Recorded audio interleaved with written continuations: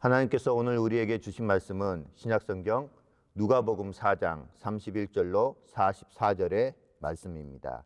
신약성경 누가복음 4장 31절로 44절까지의 말씀을 제가 봉독해 드리겠습니다. 갈릴리의 가버나움 동네에 내려오사 안식일에 가르치심에 그들이 그 가르치심에 놀라니 이는 그 말씀이 권위가 있음이러라. 회당에 더러운 귀신 들린 사람이 있어 크게 소리질러 이르되 아 나사렛 예수여 우리가 당신과 무슨 상관이 있나이까? 우리를 멸하러 왔나이까? 나는 당신이 누구인 줄 아노니 하나님의 거룩한 자니이다. 예수께서 꾸짖어 이르시되 잠잠하고 그 사람에게서 나오라 하시니 귀신이 그 사람을 무리 중에 넘어뜨리고 나오되 그 사람은 상하지 아니한지라. 다 놀라 서로 말하여 이르되 이 어떠한 말씀인고 권위와 능력으로 더러운 귀신을 명하며 나가는도다 하더라. 이에 예수의 소문이 그 근처 사방에 퍼지니라. 예수께서 일어나 회당에서 나가사 시몬의 집에 들어가시니 시몬의 장모가 중한 열병을 앓고 있는지라. 사람들이 그를 위하여 예수께 구하니 예수께서 가까이 서서 열병을 꾸짖으신데 병이 떠나고 여자가 곧 일어나 그들에게 수종드니라.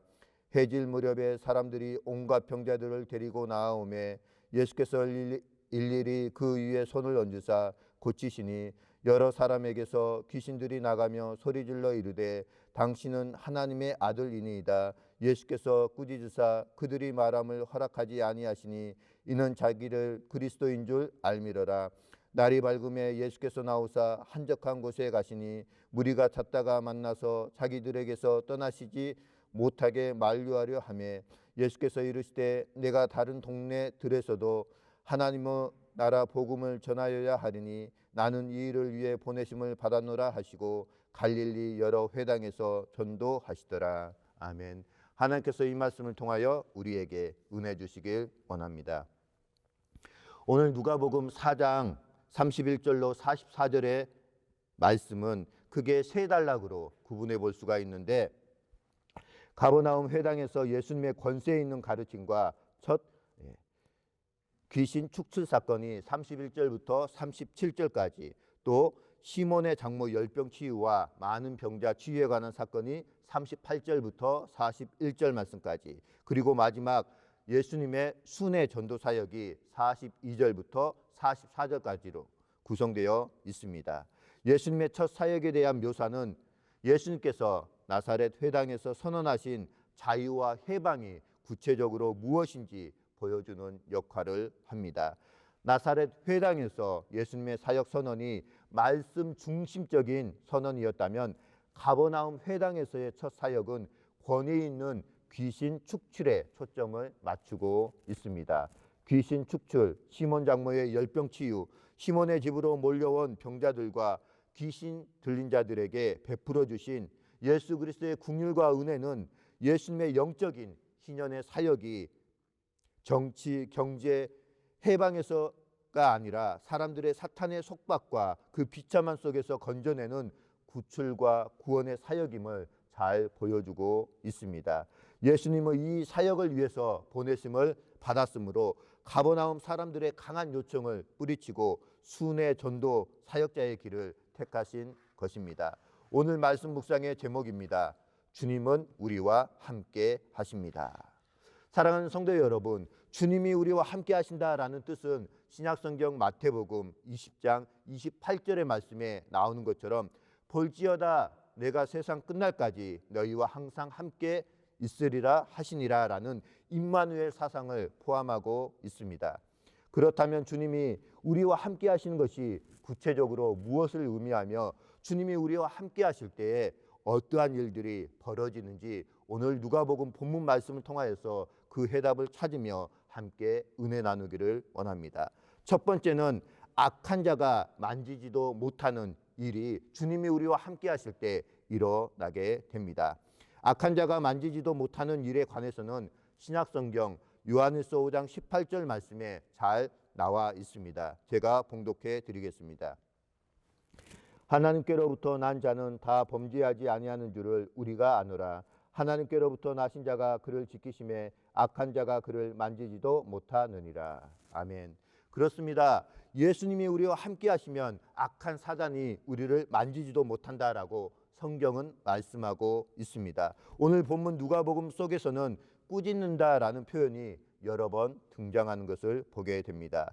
예수님께서 귀신에게 잠잠하고 그 사람에게서 나오라라고 말씀하시자 귀신은 쫓겨납니다. 이는 우리가 어떻게 구원받고 하나님의 자녀로서 어떻게 살아가야 하는지를 잘 보여주는 대목입니다. 예수님은 하나님 보좌 우편에 자정하셔서 만유의 주로 온 땅을 다스리며 사탄의 나라를 무너뜨리고 그분의 백성을 구원해 주셨습니다. 사탄과 그의 수하들은 예수 그리스도의 권능 앞에서 아무런 힘도 발휘하지 못합니다. 사랑하는 성도 여러분, 예수님은 지금도 믿는 자들을 악한 세력들로부터 지켜주시는 분이신 줄 믿습니다. 그 예수님을 항상 붙들고 살아가시길 바라겠습니다. 두 번째는 우리 주님이 만져주십니다. 그 내용이 38절부터 41절의 내용입니다. 우리는 종종 불행한 일들을 자주 경험하게 됩니다. 질병을 비롯한 삶의 문제들로 인하여서 괴로움을 당하기도 합니다. 그러나 우리에게는 문제보다 더 크신 예수 그리스도가 항상 우리와 함께 계십니다. 예수님은 신자들이 당하는 고통을 그냥 놓아두지 않으십니다. 우리 예수님은 우리를 불쌍히 여기시고 온전하게 하시는 분이시기 때문입니다. 시몬 장모에게 가까이 가셨듯이 온갖 병자들 위에 일일이 손을 얹어 고쳐주셨듯이 고통 중에 있는 자들을 만져주며 일으켜주시고 회복시키며 온전하게 하시는 분이 바로 우리와 늘 항상 동행하시고 함께 하시는 예수 그리스도가 되시는 줄 믿습니다. 신약성경 마태복음 4장 23절 말씀을 보면 예수님의 지상 3대 사역에 대해서 자세하게 나와 있습니다. 저가 두루 다니시며 가르치시고 천국 복음을 전파하시고 모든 약한 것과 모든 병자들을 고치셨더라라는 표현이 등장하게 됩니다. 그렇습니다. 우리 예수님은 거룩하시고 완전하신 분이시기 때문에 예수님이 가는 모든 곳은 부정한 곳일지라도 거룩한 장소로 변하게 된다라는 사실입니다. 병든 자들도 예수님을 만나면 고침을 받고 온전케 되었습니다. 그 대표적인 사건들이 벳세다 맹인, 베데스다 38년 된 안진뱅이, 거라사 군대 귀신 들린 자 등 이것이 바로 천국의 실상이라고 할 수가 있습니다. 그리고 예수님을 믿는 신자들은 이러한 복을 받고 누리며 살게 되는 줄 믿습니다. 또한 예수님께 순종하며 예수님의 제자로서 살아가는 자들에게 주시는 은혜이기도 합니다. 사랑하는 성도 여러분, 오늘 예수님의 만지심이 필요한 내 삶의 영역이 있다면 무엇이겠습니까? 예수님이 만지시고 돌보심이 필요한 삶의 영역들을 예수님 앞에 모두 내려놓고 맡기고 의지하시며 기도로서 오늘 이 하루의 삶을 살아가셨으면 좋겠습니다. 마지막 세 번째는 예수님은 모든 사람에게 찾아가시는 분이시다라고 말씀하고 있습니다. 권능으로 악한 세력을 물리치심으로 우리를 보호하시고 우리를 온전하게 하시는 예수님의 은혜는 생각할수록 놀랍기만 합니다. 예수님은 이 모든 은혜를 우리뿐만 아니라 믿지 않는 불신자들에게까지도 나누어 주기를 원하시고 계십니다. 한 명이라도 더 하나님 나라의 복음을 알고 믿어서 복된 하나님의 나라에 들어가시기를 예수님은 원하시고 계신다라는 사실입니다. 그리하여 악한 자들로부터 보호받고 새로운 피조물로서 온전하게 살아가시는 저와 신앙교회 성도님들 되셨으면 합니다.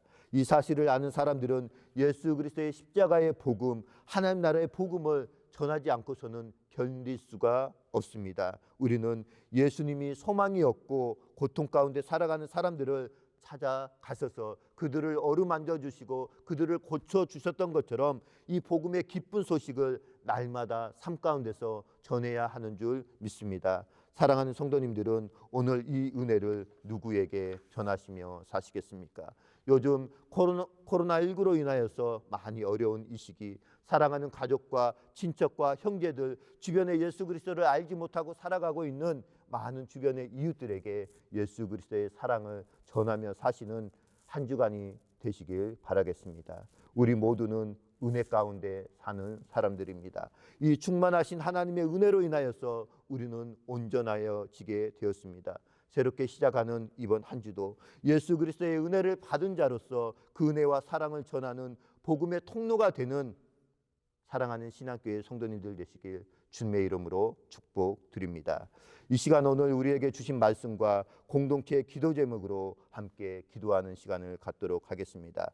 각자가 처해 있는 장소에서 함께 중보하며 기도해 주시길 바라겠습니다. 첫 번째 기도 제목입니다.